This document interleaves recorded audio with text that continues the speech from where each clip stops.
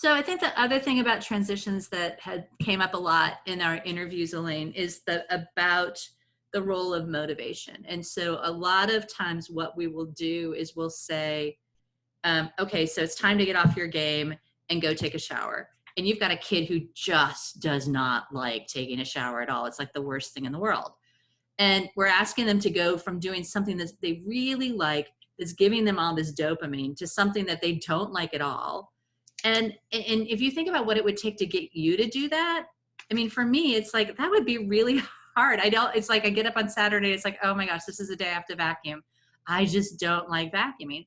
I have to actually create a motivation for myself. It's like, okay, so I'm going to sit and have a cup of coffee. I'm going to read my book. I'm going to have a donut, whatever it is, right? A reward for myself to get my energy up to do this thing I don't really like to do. And I think we miss that with our kids, and we just are like expecting them to go from something they love to something they really don't love. So you really do have to create a motivation. And so whether it's something on the other side of the shower, or let's take 5 minutes and do a dance party on the way to the shower, or whatever it is, to kind of shift the energy to manage the difficult transition. What would you add, Elaine? What I would add, and this came up in our coaching group today too, is how important it is that it's not our job to motivate them. Yeah. It's our job to help them find a motivation that will work for them. And I know that sounds like wordsmithing, but it's really important. So what we were talking about today is that when you want a kid to do anything, right, there's kind of 3 different pieces to it. There's ownership, whose agenda is it? There's buy-in, and then there's motivation. And so oftentimes we're asking them to do things where it's really our agenda, right? We're really owning what it is we want them to do. Like today, the example was we want them to take a shower, or, get up and clean the room or whatever, because now they're home so much more.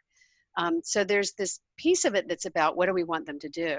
But in order to get them to do it, we need their buy-in, right? They have to have some role in deciding how much or how long or to what extent or when or something, so that they've got some engagement with it, and then they need a motivation.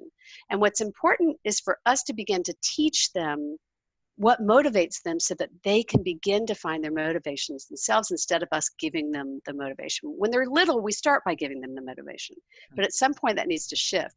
And one of my favorite stories about that was your son when he was in elementary school. Yeah. Right? Yeah, it was, he was doing math problems. He had like 50 math problems to do, and he had 2 days to do it. So we split it in half. And the first night he got them done in 20 minutes. And the second night it took him literally 2.5 hours, same problems. And so we had this conversation. I'm like, buddy, what's going on? What took so long that second night? He goes, well, Mom, last night my show was on. Yeah. Appointment television is coming back, by the way. Yes, exactly. That's the kind of thing. It's like, my show was on. And so we got to have this really great conversation about how his brain engages differently when there's a motivator there. And so then for a period of time, it was like, okay, so what's your homework, and what are you going to do as a motivation to help you stay on track? And so he always chose ice cream. It was like this sort of, I'm going to have ice cream after I finish my homework. And that was the way he kind of pushed himself to get through his homework. And one of my kids liked to read the comics. So the motivation was, I get to read the comics after I finish X, Y, or Z.